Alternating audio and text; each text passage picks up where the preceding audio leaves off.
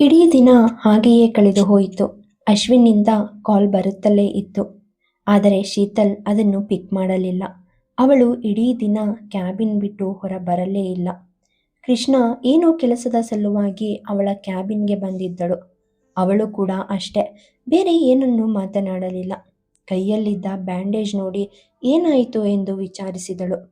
ಆದರೆ ಶೀತಲ್ ಸುಮ್ಮನೆ ನಕ್ಕಳಷ್ಟೆ, ಏನನ್ನೂ ಹೇಳಲು ಹೋಗಲಿಲ್ಲ.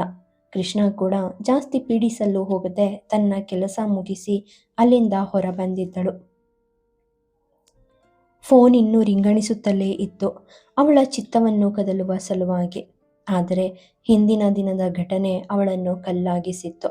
ನಿರ್ಲಿಪ್ತಳಾಗಿದ್ದವಳು ಫೋನ್ ಕಡೆ ತಿರುಗಿಯೂ ನೋಡಿರಲಿಲ್ಲ. ಸುಮಾರು ಸಂಜೆಯ ಹೊತ್ತಿಗೆ ಫೋನ್ ಸೈಲೆಂಟ್ ಆಗಿತ್ತು. ಆದರೆ ಅದರ ಹಿಂದೆಯೇ ಮೆಸೇಜ್ಗಳ ಹಾವಳಿ ಶುರುವಾಯಿತು.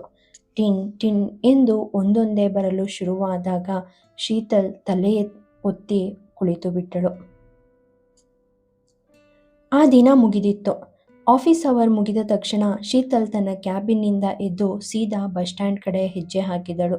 ಗುಸುಗುಸು ಮಾತುಗಳಿಗೆ ಅಷ್ಟು ತಲೆ ಕೆಡಿಸಿಕೊಳ್ಳಲು ಹೋಗಲಿಲ್ಲ. ಮನೆಗೆ ಬಂದವಳೆ ಸೀದಾ ತನ್ನ ರೂಮಿಗೆ ಹೋಗಿ ಬಟ್ಟೆ ಬದಲಾಯಿಸಿ ಫ್ರೆಶ್ ಅಪ್ ಆದವಳು ಪುಸ್ತಕವೊಂದನ್ನು ಹಿಡಿದು ಕುಳಿತು ಬಿಟ್ಟಳು. ಸುಜಾತ ತಟ್ಟೆ ಹಿಡಿದು ಬಂದಾಗ ಅವಳ ಪ್ರತಿಕ್ರಿಯೆ 0 ಆಗಿತ್ತು. ಅವಳ ಕೈಯಲ್ಲಿದ್ದ ಪುಸ್ತಕವನ್ನು ಕಿತ್ತು ಪಕ್ಕಕ್ಕೆ ಇಟ್ಟವರು ತಟ್ಟೆಯನ್ನು ಅವಳ ಮುಂದೆ ಇಟ್ಟರು. "ನನ್ಗೆ ಹಸಿವಿಲ್ಲ ಆಂಟಿ" ಗಂಭೀರವಾಗಿ ಹೇಳಿದಾಗ, "ಸ್ವಲ್ಪ ತಿನ್ನು, ನೀನು ಬೆಳಿಗ್ಗೆ ಮಾತ್ರೆ ತಗೊಂಡಿಲ್ಲ. ಈಗಲೂ ತಗೊಳ್ಳದೆ ಹೋದರೆ ನಿನ್ನ ನೋವು ಹೇಗೆ ವಾಸಿ ಆಗುತ್ತೆ ಬೇಗ? ಇವತ್ತು ಓದೋದೇನು ಬೇಡ, ಸ್ವಲ್ಪ ವಿಶ್ರಾಂತಿ ತಗೋ" ಸಲಹೆ ನೀಡಿದರು. "ಆಂಟಿ ಪ್ಲೀಸ್, ನನಗೆ ನಿಜವಾಗ್ಲೂ ಹಸಿವಿಲ್ಲ" ಗೋಗರಿದಂತೆ ಹೇಳಿದಾಗ, "ನನಗೋಸ್ಕರ ತಿನ್ನು ಪುಟ್ಟ, ಬೇಡ ಅನ್ಬೇಡ" ಹನಿಗಣ್ಣಾದರು. ಒಲ್ಲದ ಮನಸ್ಸಿನಿಂದ ಪ್ಲೇಟ್ ಕೈಯಲ್ಲಿ ಹಿಡಿದರೂ ಯಾಕೋ ತುತ್ತನ್ನು ಎತ್ತಲು ಅವಳ ಕೈಯಲ್ಲಿದ್ದ ಶಕ್ತಿ ಸಾಲದೇನೋ ಅನಿಸಿತ್ತು ಅವಳಿಗೆ. ತುಂಬ ಕಷ್ಟಪಟ್ಟು ಎತ್ತಿ ಬಾಯಿಗೆ ಇಟ್ಟಳು. "ಹೋ, ನಾನು ನಿನ್ಗೆ ಹೇಳೋದು ಮರ್ತಿದ್ದೆ, ಅಶ್ವಿನ್ ಕಾಲ್ ಮಾಡಿದ್ದ" ನೆನಪಿಸಿಕೊಂಡವರಂತೆ ಹೇಳಿದರು. ಶೀತಲ್ ಕೈಯಲ್ಲಿದ್ದ ಇನ್ನೊಂದು ತುತ್ತು ಹಾಗೆಯೇ ತಟ್ಟೆಗೆ ಜಾರಿತು. "ಅವನು ನಮ್ಮೆಲ್ಲರ ಬಗ್ಗೆ ವಿಚಾರಿಸ್ದ" ಹೇಳಿದರು. "ಆಮೇಲೆ?" ತಟ್ಟೆಯನ್ನೇ ನೋಡುತ್ತಾ ಕೇಳಿದಳು. "ಆಮೇಲೇನು, ಹಾಗೆ ಸುಮ್ಮನೆ ಮಾತಾಡ್ದ. ಅವನು ನಿನ್ನ ಬಗ್ಗೆ ಕೂಡ ಕೇಳ್ದ. ನಾನು ನಿನಗೆ ಪೆಟ್ಟಾಗಿರೋ ಬಗ್ಗೆ ಅವನಿಗೆ ಹೇಳಿದೆ" ಎಂದರು. ಅವರ ಮಾತನ್ನು ಕೇಳಿದ ಶೀತಲ್ ಕಣ್ಣು ಮುಚ್ಚಿ ಅಳು ನುಂಗಿದಳು. "ನೀನು ಯಾಕೆ ಅವನಿಗೆ ಇದ್ರ ಬಗ್ಗೆ ಏನೂ ಹೇಳಿಲ್ಲ? ಕಾಲ್ ಮಾಡಿದ್ರೆ ನೀನು ಕಾಲ್ ಪಿಕ್ ಮಾಡ್ತಾ ಇಲ್ವಂತೆ" ಹುಬ್ಬು ಸಂಕುಚಿಸಿ ಕೇಳಿದರು. "ಇಲ್ಲ ಆಂಟಿ, ನಾನು ಸ್ವಲ್ಪ ಬ್ಯುಸಿ ಇದ್ದೆ" ಮಾತನ್ನು ತೇಲಿಸಿ, "ಮತ್ತೆ ಏನು ಕೇಳ್ದ" ಎಂದಳು. "ಆಮೇಲೆ ಅವನೇನನ್ನೂ ಹೇಳಲಿಲ್ಲ. ಅವನು ನಿನ್ನನ್ನು ನೋಡೋಕೆ ಬರ್ತೀನಿ ಅಂತ ಹೇಳ್ದ" ಸಾಮಾನ್ಯವೆಂಬಂತೆ ಹೇಳಿದರು. "ಚಿಕ್ಕಮ್ಮ" ಶೀತಲ್ ಕ್ಷಣ ಗಾಬರಿಯಾದಳು. ಸುಜಾತ ಶೀತಲ್ ಮುಖವನ್ನೇ ದಿಟ್ಟಿಸಿ ನೋಡುತ್ತಾ, "ನೀವಿಬ್ರು ಜಗಳ ಮಾಡ್ಕೊಂಡಿದ್ದೀರಾ?" ಅರ್ಥವಾಗದೆ ಕೇಳಿದರು. ಜಗಳ ಆಡೋದು ನಮ್ಮೋರು ಅನ್ಸ್ಕೊಂಡವ್ರ ಜೊತೆ ಚಿಕ್ಕಮ್ಮ, ಗೊತ್ತು ಗುರಿ ಇಲ್ಲದವರೊಟ್ಟಿಗಲ್ಲ" ಅಸಹನೆಯಿಂದ ಹೇಳಿದಳು. ಅವಳ ಮಾತುಗಳನ್ನು ಕೇಳಿದ ಸುಜಾತ ಅಚ್ಚರಿಯಿಂದ ಅವಳೆಡೆಗೆ ನೋಡಿದರು. "ಏನೋ ಆಗಿದೆ ಪುಟ್ಟ, ಅದೇನಾಯಿತು ಹೇಳು ಕಂದ" ಅವಳ ಮುಖವನ್ನೇ ನೋಡುತ್ತಾ ಕೇಳಿದರು. ಶೀತಲ್ ತಲೆ ಬಗ್ಗಿಸಿ ತಿನ್ನಲು ಶುರು ಮಾಡಿದಳು. ಅವಳನ್ನೇ ನೋಡುತ್ತಾ ಕುಳಿತರು ಸುಜಾತ. ಅವರನ್ನು ಒಮ್ಮೆ ತಲೆ ಎತ್ತಿ ನೋಡಿದವಳು, "ಏನೂ ಆಗಿಲ್ಲ ಚಿಕ್ಕಮ್ಮ, ನೀವೇನು ವರಿ ಮಾಡ್ಕೊಳ್ಬೇಡಿ" ಎಂದಳು. ಶೀತಲ್ ಯಾವುದೋ ಚಿಂತೆಯಲ್ಲಿ ಇದ್ದಾಳೆ ಎನ್ನುವುದನ್ನು ಅವರು ಗ್ರಹಿಸಿದ್ದರು. ಆದರೆ ಶೀತಲ್ ಮೌನವಾಗಿರುವುದನ್ನು ಕಂಡು ಅವರು ಜಾಸ್ತಿ ಕೆದಕಲು ಹೋಗಲಿಲ್ಲ. ಶೀತಲ್ ಊಟ ಮುಗಿಸಿದ ತಕ್ಷಣ ಸುಜಾತ ಪ್ಲೇಟ್ ಪಡೆದು ಅಲ್ಲಿಂದ ಹೊರಟು ಹೋದರು. ಶೀತಲ್ ತನ್ನ ಪುಸ್ತಕವನ್ನು ಟೇಬಲ್ ಮೇಲೆ ಇಟ್ಟು ಟೆರೆಸ್ ಮೇಲೆ ಹೋದಳು. ಜನವರಿಯ ಚಳಿ ಚೂರು ಜೋರಾಗಿಯೇ ಇತ್ತು. ನೀಲಾಕಾಶವು ಕಪ್ಪು ಮೋಡಗಳಿಂದ ಆವೃತವಾಗಿತ್ತು. ಶೀತಗಾಳಿ ಜೋರಾಗಿ ಬೀಸುತ್ತಿತ್ತು. ಶಾಲನ್ನು ಹೊದ್ದಿದ್ದ ಶೀತಲ್ ಬಹಳ ಹೊತ್ತು ಅಲ್ಲಿಯೇ ನಿಂತಿದ್ದಳು. ಕೆಲಸ ಮುಗಿಸಿ ಬಂದ ಅನಿಲ್ ಶೀತಲಾಳನ್ನು ತಮ್ಮಲ್ಲಿಗೆ ಕರೆದಿದ್ದರು. ಚಿಕ್ಕಪ್ಪನ ಜೊತೆ ಸ್ವಲ್ಪ ಸಮಯ ಕುಳಿತು ಮಾತನಾಡಿದವಳು ಮತ್ತೆ ತನ್ನ ರೂಮಿಗೆ ಬಂದು ಮಲಗಿಬಿಟ್ಟಳು. ಫೋನ್ ಯಥಾಸ್ಥಾನದಲ್ಲಿ ಹಾಗೆಯೇ ಕುಳಿತಿತ್ತು, ತನ್ನ ಪಾಡಿಗೆ ಬಡಿದುಕೊಳ್ಳುತ್ತಾ. ಬೆಳಿಗ್ಗೆ ಶೀತಲ್ ಎಚ್ಚರವಾದಾಗ ಸ್ವಲ್ಪ ತಡವಾಗಿತ್ತು. ಆದರೆ ಅವಳ ಕೈಯಲ್ಲಿನ ನೋವು ತುಸು ಕಡಿಮೆಯಾಗಿತ್ತು. ಸ್ಕೂಟರ್ ಇನ್ನೂ ರಿಪೇರಿಯಾಗಿರಲಿಲ್ಲ. ಅನಿಲ್ ಆಗಲೇ ಕೆಲಸಕ್ಕೆ ಹೊರಡುವ ತರಾತುರಿಯಲ್ಲಿ ಇದ್ದರು. ಶೀತಲ್ ಈ ದಿನ ಕೂಡ ಆಟೋದಲ್ಲಿಯೇ ಆಫೀಸಿಗೆ ಹೋದಳು. ಕ್ಯಾಬಿನ್ಗೆ ಹೋದವಳೆ ಡೋರ್ ಲಾಕ್ ಮಾಡಿ ಕುಳಿತುಕೊಂಡು ಬಿಟ್ಟಳು. ಇಡೀ ರಾತ್ರಿ ನಿದ್ರೆಯಿಲ್ಲದೆ ಕಳೆದಿದ್ದಳು. ಅಶ್ವಿನ್ ಮತ್ತು ಅವನ ತಾಯಿ ಭಾವನಾ ಪದೇ ಪದೇ ಕಣ್ಣ ಮುಂದೆ ಬಂದು ಅವಳನ್ನು ಕಂಗೆಡಿಸಿದ್ದರು. ಚಿಂತೆ ಯೋಚನೆಯಲ್ಲಿಯೇ ಇಡೀ ರಾತ್ರಿ ಕಳೆದಿದ್ದಳು. ಮನೆಯವರ ಮುಂದೆ ಅದನ್ನೆಲ್ಲ ತೋರಗೊಡದೆ ನಗು ನಗುತ್ತಾ ಆಫೀಸಿಗೆ ಬಂದಿದ್ದಳು. ಊಟದ ಸಮಯವಾಗಿತ್ತು. ಕೃಷ್ಣ ಡೋರ್ ಬಳಿ ಬಂದು ನಾಕ್ ಮಾಡಿದಳು. ತಲೆ ಎತ್ತಿದ ಶೀತಲ್ ಅವಳನ್ನು ಬರುವಂತೆ ಸನ್ನೆ ಮಾಡಿದಳು. ಮೇಡಮ್, ಊಟ ಮಾಡೋಣ? ತುಸು ಗಂಭೀರವಾಗಿ ಕೇಳಿದಳು. ಶೀತಲ್ ಕೆಲವು ಫೈಲ್ಗಳನ್ನು ನೋಡುತ್ತಾ, ಇಲ್ಲ, ನೀವು ಮಾಡಿ, ನನಗೆ ಹಸಿವಿಲ್ಲ, ಮುಖ ತಿರುಗಿಸಿದಳು. ಮೇಡಮ್, ಮೊನ್ನೆ ನಡೆದ ಘಟನೆನೇ ಇನ್ನೂ ಮನಸ್ಸಲ್ಲಿಟ್ಕೊಂಡಿದ್ದೀರಾ? ಕೃಷ್ಣ ನೇರವಾಗಿ ಕೇಳಿದಳು. ಶೀತಲ್ ಮೌನವಾಗಿ ಕುಳಿತಳು. ಕೃಷ್ಣ ಒಂದು ಹೆಜ್ಜೆ ಮುಂದೆ ಬಂದು, ಮೇಡಮ್, ನಾವೆಲ್ಲರೂ ಇಲ್ಲಿ ಕೆಲಸ ಮಾಡ್ತೀವಿ. ಪರಸ್ಪರರ ವೈಯಕ್ತಿಕ ವಿಷಯಗಳನ್ನ ಬಿಟ್ಟು ನಮಗೆ ಒಬ್ಬರ ಬಗ್ಗೆ ಮತ್ತೊಬ್ಬರಿಗೆ ಕನಿಷ್ಠ ವಿಷಯಗಳು ಮಾತ್ರ ತಿಳಿದಿರುತ್ತೆ. ವಿಷಯ ಏನು ಅಂತ ನನಗೆ ಗೊತ್ತಿಲ್ಲ, ಆದರೆ ನಾನಾಗಲಿ ಅಥವಾ ಆಫೀಸಿನವರಾಗಲಿ ನಿಮ್ಮ ಬಗ್ಗೆ ಯಾವುದೇ ತಪ್ಪಾಗಿ ತಿಳ್ಕೊಂಡಿಲ್ಲ ಎಂದಳು. ಅವಳ ಮಾತುಗಳನ್ನು ಕೇಳಿದ ಶೀತಲ್ಗೆ ಏನು ಹೇಳಬೇಕೆಂದು ತಿಳಿಯಲಿಲ್ಲ. ಕೃಷ್ಣ ಶೀತಲ್ ಬಳಿಗೆ ಬಂದು ಅವಳ ಕೈಯನ್ನು ಹಿಡಿದು, ಚಿಂತಿಸಬೇಡಿ, ನಾನಾಗಲಿ ಇಲ್ಲಿರುವ ಯಾರೇ ಆಗಲಿ ನಿಮ್ಮನ್ನು ತಪ್ಪಾಗಿ ತಿಳ್ಕೊಂಡಿಲ್ಲ. ನಮ್ಮಲ್ಲಿ ನಿಮ್ಮ ಬಗ್ಗೆ ಮೊದಲಿದ್ದ ಅದೇ ಗೌರವ, ಅಭಿಮಾನ ಹಾಗೇ ಇದೆ ಎಂದಳು. ಅವಳ ಮಾತುಗಳನ್ನು ಕೇಳಿದ ಶೀತಲ್ ಕಣ್ಣುಗಳು ದೇವವಾಗಿದ್ದವು. ಕೆಲಸದ ಸ್ಥಳ ಎಂದ ಮೇಲೆ ಮಿತ್ರರೆಷ್ಟಿರುವರೋ ಶತ್ರುಗಳು ಕೂಡ ಅಷ್ಟೇ ಇರುತ್ತಾರೆ. ಮಾತನಾಡಿದವರೆಲ್ಲರೂ ಒಂದಲ್ಲ ಒಂದು ರೀತಿಯಲ್ಲಿ ಅವಳಿಗೆ ಬೇಡವಾಗಿದ್ದವರೇ. ಅದನ್ನು ನೆನೆದವಳು ತುಂಬ ಥ್ಯಾಂಕ್ಸ್ ಹನಿಗಣ್ಣಾಗಿ ಹೇಳಿದಳು. ನಿಮಗೆ ನನ್ನ ಅವಶ್ಯಕತೆ ಇದ್ದರೆ ದಯವಿಟ್ಟು ನನಗೆ ಹೇಳಿ, ನಾನು ನನ್ನ ಕೈಯಲ್ಲಾದ ಸಹಾಯ ಖಂಡಿತ ಮಾಡ್ತೀನಿ ನಗುತ್ತಾ ಹೇಳಿದಳು ಕೃಷ್ಣ. ಶೀತಲ್ ಕೂಡ ಮುಗುಳ್ನಕ್ಕಳು. ಕೃಷ್ಣ ಹೊರಗೆ ಹೋದಳು. ಶೀತಲ್ ಆಳವಾದ ಉಸಿರನ್ನು ತೆಗೆದುಕೊಳ್ಳುತ್ತಾ ತನ್ನನ್ನು ತಾನು ಸಮಾಧಾನಿಸಿಕೊಳ್ಳಲು ಪ್ರಯತ್ನಿಸಿದಳು. ಆದರೆ ಅದೆಲ್ಲವೂ ವ್ಯರ್ಥವಾಗಿತ್ತು. ಸಂಜೆಯಾಗಿತ್ತು. ಅಶ್ವಿನ್ನ ಕರೆಗಳು 5 ನಿಮಿಷಕ್ಕೊಮ್ಮೆ ಬರುತ್ತಲೇ ಇದ್ದವು. ಆದರೆ ಶೀತಲ್ ಮನಸ್ಸು ಕಲ್ಲಾಗಿತ್ತು. ಸುಮಾರು 7 ಗಂಟೆಯ ಹೊತ್ತಿಗೆ ಸುಮಾರು ಅರ್ಧದಷ್ಟು ಸಿಬ್ಬಂದಿಗಳು ಹೊರಟು ಹೋದಾಗ ಶೀತಲ್ ತನ್ನ ಬ್ಯಾಗ್ ಎತ್ತಿಕೊಂಡು ಆಫೀಸಿನಿಂದ ಹೊರಬಂದಳು. ಹೊರಗೆ ಚಳಿ ಜೋರಾಗಿತ್ತು. ಕತ್ತಲೆ ಗಾಢವಾಗಿತ್ತು.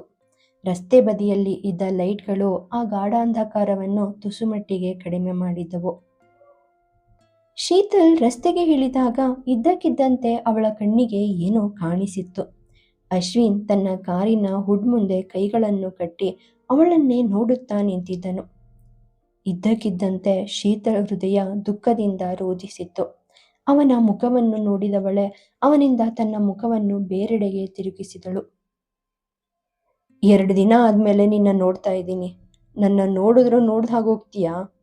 ಅಶ್ವಿನ್ನ ಧ್ವನಿ ಕೇಳಿ ಹೆಜ್ಜೆ ಮುಂದಿಟ್ಟಿದ್ದ ಶೀತಲ್ ಕಾಲುಗಳು ಅಲ್ಲೇ ತಳ ಊರಿದವು. ಶೀತಲ್ಗೆ ತಿಳಿದಿತ್ತು, ಅಶ್ವಿನ್ಗೆ ಈ ಬಗ್ಗೆ ಏನೂ ತಿಳಿದಿಲ್ಲ. ಸುಮ್ಮನೆ ಅವನ ಮೇಲೆ ಕೋಪ ಮಾಡಿಕೊಂಡರೆ ಅವನು ನೊಂದುಕೊಳ್ಳುತ್ತಾನೆ ಎಂದು. ಆಫೀಸ್ ಮುಂದೆ ಸುಮ್ಮನೆ ಸೀನ್ ಕ್ರಿಯೇಟ್ ಮಾಡುವುದು ಬೇಡ ಎನಿಸಿತ್ತು. ಶೀತಲ್ ಆಳವಾದ ಉಸಿರನ್ನು ತೆಗೆದುಕೊಂಡು ತಲೆಬಾಗಿಸಿ ಕಾರಿನತ್ತ ನಡೆದಳು. ಡೋರ್ ಓಪನ್ ಮಾಡಿದವಳೆ ಏನು ಮಾತನಾಡದೆ ಸುಮ್ಮನೆ ಹತ್ತಿ ಕುಳಿತಳು. ಅವಳತ್ತ ಒಮ್ಮೆ ನೋಡಿದ ಅಶ್ವಿನ್ ತಾನು ಕೂಡ ಬಂದು ಕಾರನ್ನೇರಿದ. ಈ ನಡುಗುವ ಚಳಿಯಲ್ಲಿ ಅಶ್ವಿನ್ ಕೇವಲ ತಾನು ತೊಟ್ಟಿದ್ದ ಶರ್ಟಲ್ಲಿ ಮಾತ್ರ ಇದ್ದ. ಅಂದ್ರೆ ಅವನ ಕೋಪದ ಮಟ್ಟವು ಅವನ ಉಸಿರುಗಟ್ಟಿಸುವ ಮಟ್ಟಕ್ಕೆ ಏರಿತ್ತು. ಕಾರಿನಲ್ಲಿ ಕುಳಿತ ಅಶ್ವಿನ್ ಮತ್ತೊಮ್ಮೆ ಶೀತಲ್ ಕಡೆ ನೋಡಿದ. ಅವಳು ಅಲ್ಲಿ ನಿರ್ಭಾವುಕಳಾಗಿ ಕುಳಿತಿದ್ದಳು. ಏನು ಮಾತನಾಡದೆ ಕಾರನ್ನು ಮುಂದಕ್ಕೆ ಚಲಿಸಿದ್ದನು. ಗಾಯ ಹೇಗಾಯಿತು? ರೋಡಿನತ್ತ ನೋಟ ನೆಟ್ಟು ಕೇಳಿದ. ನನ್ನನ್ನೇನು ಕೇಳಬೇಡಿ, ದಯವಿಟ್ಟು ನನ್ನ ಮನೆಗೆ ಡ್ರಾಪ್ ಮಾಡಿ ಎಂದಳು ತಣ್ಣನೆಯ ಸ್ವರದಲ್ಲಿ. ಶೀತಲಾಳ ವರ್ತನೆ, ಅವಳ ಮುಖವನ್ನು ನೋಡಿದವನಿಗೆ ಏನೋ ಆಗಿದೆ ಎನ್ನುವುದು ಅರ್ಥವಾಗಿತ್ತು. ಆದರೆ ಶೀತಲ್ ಏನನ್ನು ಹೇಳಲು ರೆಡಿ ಇರಲಿಲ್ಲ. ಅವಳ ನಿರಾಕರಣೆ ಅವನ ಮನವನ್ನು ದಹಿಸುತ್ತಿತ್ತು. ಕೆಲಸವನ್ನು ಆದಷ್ಟು ಬೇಗ ಮುಗಿಸಿ ಇಲ್ಲಿಗೆ ಓಡಿ ಬಂದಿದ್ದನು. ಇನ್ನೂ ಮನೆಗೂ ಸಹ ಹೋಗಿರಲಿಲ್ಲ. ಶೀತಲ್ ಕಾಲ್ ರಿಸೀವ್ ಮಾಡದೆ ಅವನಿಗೆ ಜೀವವೇ ಹೋದ ಹಾಗಾಗಿತ್ತು. ಶೀತಲ್ ದೀರ್ಘವಾದ ಉಸಿರೊಂದನ್ನು ತೆಗೆದುಕೊಂಡು ತಲೆಬಾಗಿಸಿ ಕುಳಿತಳು. ಅಶ್ವಿನ್ಗೆ ಏನೂ ಅರ್ಥವಾಗಿರಲಿಲ್ಲ. ತನ್ನಿಂದ ಏನಾದರೂ ತಪ್ಪಾಯಿತೆ ಎಂದೆಲ್ಲ ಯೋಚಿಸಿ ಬಿಟ್ಟಿದ್ದ. ಆದರೆ ಅವನಿಗೆ ಏನಾಯಿತು ಎಂಬುದೇ ಅರ್ಥವಾಗಿರಲಿಲ್ಲ. ಅವಳ ತಿರಸ್ಕಾರ ಬೆರೆತ ಮೌನವನ್ನು ಸಹಿಸಲಾರದೆ ಅವಳ ಕೈ ಹಿಡಿಯಲು ಮುಂದಾದನು. ಆದರೆ ಶೀತಲ್ ತನ್ನ ಕೈಗಳನ್ನು ಬಿಡಿಸಿಕೊಂಡು ಹೊರ ನೋಡುತ್ತಾ ಕೈ ಕಟ್ಟಿ ಕುಳಿತು ಬಿಟ್ಟಾಗ ಅಶ್ವಿನ್ ಮನ ಚುಳ್ಳೆಂದಿತ್ತು. ಮುಖಕ್ಕೆ ಮುಖ ಕೊಟ್ಟು ಮಾತನಾಡುತ್ತಿಲ್ಲ. ಮೊದಲಿನ ಬಾಂಧವ್ಯ ಹೋಗಲಿ, ಅವಳ ಮುಖದಲ್ಲಿ ನಗುವೇ ಇಲ್ಲ. ಇದೆಲ್ಲ ಅವನಿಗೆ ಯಾವುದೋ ಕೆಡುಕಿನ ಮುನ್ಸೂಚನೆ ಎನಿಸಿತ್ತು. ಅಶ್ವಿನ್ ಎಂದಿಗೂ ಶೀತಲ್ ಮೇಲೆ ಯಾವುದೇ ರೀತಿಯ ಬಲವನ್ನು ಪ್ರಯೋಗಿಸಿರಲಿಲ್ಲ. ಅವನಿಗೆ ಅಂತಹ ಉದ್ದೇಶವೂ ಸಹ ಇರಲಿಲ್ಲ. ಅದಕ್ಕಾಗಿಯೇ ಶೀತಲ್ ಮಾತನಾಡುವವರೆಗೂ ಅವನು ಮೌನವಾಗಿಯೇ ಇದ್ದು ಬಿಟ್ಟನು. ಕೊನೆಗೆ ಅವನ ತಾಳ್ಮೆ ಕಳೆದು ಹೋಗಿತ್ತು. ಯಾಕೆಂದರೆ ಶೀತಲ್ ಮನೆಗೆ ಹೋಗುವ ರೋಡ್ ಇನ್ನೇನು ಬರುವುದರಲ್ಲಿತ್ತು. ಶೀತಲ್ ಇನ್ನೂ ಕೂಡ ತುಟಿ ಬಿಗಿದೆ ಕುಳಿತಿದ್ದಳು. ಕಿಟಕಿಯಿಂದ ಹೊರಗೆ ಬಿಟ್ಟು ಇವನತ್ತ ಒಮ್ಮೆಯೂ ನೋಟವನ್ನು ಹರಿಸಿರಲಿಲ್ಲ. ರೋಡ್ ಸಮೀಪಿಸುತ್ತಿದ್ದಂತೆಯೇ ಅಶ್ವಿನ್ ಕಾರಿನ ವೇಗವನ್ನು ಕಡಿಮೆ ಮಾಡಿದನು. ಶೀತಲ್ ಸೀಟ್ ಬೆಲ್ಟ್ ಬಿಚ್ಚಲು ಅಣಿಯಾದಳು. ಇದನ್ನು ನೋಡಿದ ಅಶ್ವಿನ್ ಕಾರಿನ ವೇಗವನ್ನು ಮತ್ತಷ್ಟು ಹೆಚ್ಚಿಸಿದನು. ಅವಳು ನೋಡುತ್ತಿದ್ದಂತೆಯೇ ಶೀತಲ್ ಇಳಿಯಬೇಕಾದ ರಸ್ತೆಯನ್ನು ದಾಟಿ ಕಾರ್ ಮುಂದಕ್ಕೆ ಚಲಿಸಿತ್ತು. ಕಣ್ಣು ಮುಚ್ಚಿದ ಶೀತಲ್ ಇಷ್ಟೊತ್ತು ತಡೆದಿಟ್ಟಿದ್ದ ಅಳುವನ್ನು ಕಂಟ್ರೋಲ್ ಮಾಡಲು ಅವಳಿಂದ ಆಗದೆ ಹೋಯಿತು. ಶೀತಲ್ ಮೇಲೆ ಕೋಪಗೊಂಡಿದ್ದ ಅಶ್ವಿನ್ ರಸ್ತೆಯತ್ತ ನೋಟ ಬೀರಿದ್ದರಿಂದ ಅವಳ ಕಣ್ಣಲ್ಲಿ ಹರಿದ ಹನಿಗಳು ಅವನಿಗೆ ಅಜ್ಞಾತವಾಗಿದ್ದವು. ಸ್ವಲ್ಪ ದೂರಕ್ಕೆ ಕಾರನ್ನು ಓಡಿಸಿಕೊಂಡು ಹೋದವನು ಕಾಲುವೆಯ ದಡದಲ್ಲಿ ಕಾರನ್ನು ನಿಲ್ಲಿಸಿದನು. ಇಷ್ಟೊತ್ತು ಮೌನವಾಗಿ ಕಣ್ಣೀರು ಸುರಿಸುತ್ತಿದ್ದವಳಿಗೆ ಕಾರ್ ನಿಂತದ್ದು ಅರಿವಾಗಿ ಸುತ್ತಲೂ ಒಮ್ಮೆ ನೋಟ ಹರಿಸಿದಳು. ಕತ್ತಲೆ ಕಣ್ಣಿಗೆ ರಾಚುತ್ತಾ ಕಣ್ಣನ್ನು ಕಪ್ಪಿಡುವಂತೆ ಎಲ್ಲೆಲ್ಲೂ ಹರಡಿ ಕೂತಿತ್ತು. ಈ ಪ್ಲೇಸ್ ಅಷ್ಟು ಸೇಫ್ ಅಲ್ಲ, ನಿಧಾನವಾಗಿ ಉಸುರಿದಳು. ಅವಳ ಮಾತನ್ನು ಕೇಳದವನಂತೆ ಸೀಟ್ ಬೆಲ್ಟ್ ಬಿಚ್ಚಿದವನು, 2 ದಿನಗಳಲ್ಲೇ ನಾನು ನಂಬಿಕೆ ಕಳ್ಕೊಬಿಟ್ನಾ ನಿನ್ ದೃಷ್ಟಿಲಿ? ಅವಳತ್ತ ನೋಡುತ್ತಾ ಕೇಳಿದ. ಶೀತಲ್ ಮೌನವಾಗಿ ಕುಳಿತಳು. ನೀರಸ ನಗು ನಕ್ಕ ಅಶ್ವಿನ್ ಡೋರ್ ಓಪನ್ ಮಾಡಿದವನು ಕೆಳಗಿಳಿದ. ಅವಳತ್ತ ನಡೆದು ಬಂದು ಡೋರ್ ಓಪನ್ ಮಾಡಿದವನು ಅವಳು ಇಳಿಯಲು ಸಹಾಯವಾಗುವಂತೆ ಕೈ ಚಾಚಿದ. ಆದರೆ ಅವಳಲ್ಲಿ ಅದೇ ನೀರವ ಮೌನ. ಅವಳ ಕೈ ಮೇಲಿದ್ದ ಬ್ಯಾಂಡೇಜ್ ಅವನಿಗೆ ಮತ್ತೊಮ್ಮೆ ನೋವು ನೀಡಿತ್ತು. ಚಾಚಿದ್ದ ಕೈಗಳು ಹಿಂದಕ್ಕೆ ಸರಿದವು. ಕಣ್ಣು ಮುಚ್ಚಿ ತನ್ನನ್ನು ತಾನು ನಿಯಂತ್ರಿಸಿಕೊಂಡು ನಡೆದು ಬಂದು ಕಾರಿನ ಹಿಂಬದಿಯಲ್ಲಿ ನಿಂತನು. ಏನು ನಡೆದಿತ್ತು ಅದರಲ್ಲಿ ಅಶ್ವಿನ್ ತಪ್ಪು ಇರಲಿಲ್ಲ. ಆದರೆ ಅವನು ಶೀತಲ್ಗೆ ತನ್ನ ಮದುವೆಯ ಬಗ್ಗೆ ಹೇಳದಿರುವುದು ಅವಳ ದೃಷ್ಟಿಯಲ್ಲಿ ಅವನನ್ನು ತಪ್ಪಿತಸ್ಥ ಸ್ಥಾನದಲ್ಲಿ ನಿಲ್ಲುವಂತೆ ಮಾಡಿತ್ತು. ಅಶ್ವಿನ್ ಮುಚ್ಚಿಡುವ ಅಗತ್ಯವಿರಲಿಲ್ಲ. ಅವನು ನನ್ನನ್ನು ಪ್ರೀತಿ ಮಾಡ್ತಾ ಇದ್ದಾನೆ ಅಂದಮೇಲೆ ಇದನ್ನೆಲ್ಲ ನನ್ನ ಬಳಿ ಹೇಳಬೇಕಾಗಿತ್ತು ಎಂದು ಅವಳು ಭಾವಿಸಿದ್ದಳು. ಶೀತಲ್ ಸ್ವಲ್ಪ ಸಮಯದವರೆಗೂ ಕಣ್ಣೀರು ಸುರಿಸುತ್ತಲೇ ಇದ್ದಳು. ಅಶ್ವಿನ್ ಆ ಕೊರೆಯುವ ಚಳಿಯಲ್ಲಿ ಕಾರಿನ ಹಿಂಬದಿಯಲ್ಲಿ ನಿಂತೇ ಇದ್ದನು. ಅವನು ಮೌನವಾಗಿದ್ದನು. ಅದರ ಜೊತೆಗೆ ಶಾಂತವಾಗಿದ್ದನು. ಅವನು ಬಯಸಿದ್ದರೆ ಅವಳ ಮೇಲೆ ಹಿಡಿತ ಸಾಧಿಸಿ ಅಥವಾ ತನ್ನ ಬಲ ಪ್ರಯೋಗಿಸಿ ಅವಳನ್ನು ದನಿ ಎತ್ತರಿಸಿ ಕೇಳಬಹುದಾಗಿತ್ತು. ಆದರೆ ಅವನು ಅದಾವುದನ್ನು ಮಾಡಲಿಲ್ಲ. ಅವನಿಗೆ ಅವಳನ್ನು ನೋಯಿಸುವ ಇಚ್ಛೆ ಇರಲಿಲ್ಲ. ಶೀತಲ್ಗೆ ಅವನು ಹೊರಗೆ ನಿಂತೇ ಇದ್ದಾಗ ತುಸು ಭಯವಾಗಲು ಶುರುವಾಯಿತು. ಸುತ್ತಮುತ್ತ ಒಮ್ಮೆ ನೋಡಿ ನಿಧಾನಕ್ಕೆ ಕಾರಿಳಿದಳು. ನಿಧಾನಕ್ಕೆ ಅವಳು ನಡೆದು ಬರುತ್ತಿರುವುದು ಅವನಿಗೆ ಅರಿವಾಯಿತು.